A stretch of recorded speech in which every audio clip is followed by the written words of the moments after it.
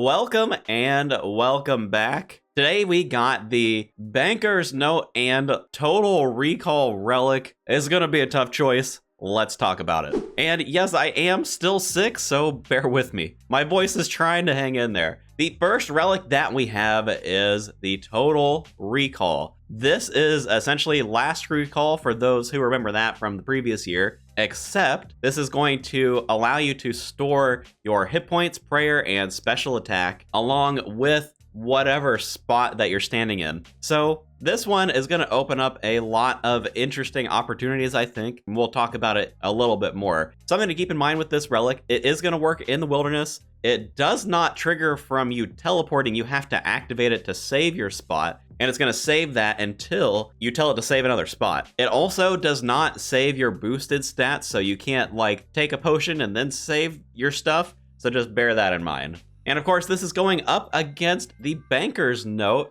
Again, this is something returning from last year. This is going to allow you to note and unnote items within your inventory anywhere you are. So I think because this is such a difficult decision, I want to break this down into skilling and PVM. And frankly, these are pretty similar for skilling. I do think that the Banknote Relic is a little bit better because you don't have to go anywhere. So you're able to just like gather your resources, note them in your inventory, go to wherever you need to process them, unnote them. So like you're going to get a lot of value, I think, on the skilling side of this. There is some fun things that you can do with like rune crafting, for example, where you can essentially stand right next to the altar and just like unnote essence, click altar. And they showed this in the video. And there are likely going to be some other things out there that you're able to figure out with Banknote that you can kind of quickly skill through stuff. Whereas with the Total Recall, this is going to be stronger for sort of like random skilling locations. If you have to run to somewhere that like you don't have a teleport to, this can save a spot. So this can end up saving you a bit of time there, especially for things where you want to return back to one spot. And again, if you don't have a teleport that gets you close to it. So if you're thinking anything like contract wise, things like Slayer, for example, you can save the spot next to the Slayer Master, do your task, and then immediately teleport back to grab another one. That could be one use for it. You could do things like Hunter Rumors being right next to the guy who's going to give you the rumor, and then you go do that thing, return back to get another contract, that sort of deal. This is also going to be more beneficial if you're doing a skilling activity where stuff can't be noted. So this is going to be things like Zaya rune crafting, for example. You can't note the dense essence. So this can help you in terms of like being able to save yourself walk time in the same way as like the Clue teleport relic. But I do think overall more skilling methods are going to be out there that are probably going to benefit from the Banknote relic, but both of them, they're pretty close. And especially considering that 2 out of the 3 teleport relics get you right next to a bank. So you're really able to take advantage of this Total Recall for skilling almost as much as you can for the Banknote. On the PVM side, Total Recall cannot be used to save your spot in an instance. So unfortunately, a lot of the bosses are instanced, so you're not able to like save your stats while you're in, say, like the Bando's God Room. You're gonna have to save your stats at the door, which means that when you're using Total Recall, you have to be able to finish the boss that you're doing. Now, this isn't true for all of the bosses. Things like Barrows aren't instanced, so you're able to take advantage of that more so at those types of bosses. A lot of the wilderness bosses aren't instanced unless they end up changing that for the league. So you are able to save your stats like immediately in the room and just kind of reset yourself without having to leave. So that can be really nice. I think this is going to also be more useful in like, I think this is also going to be more useful in the sort of like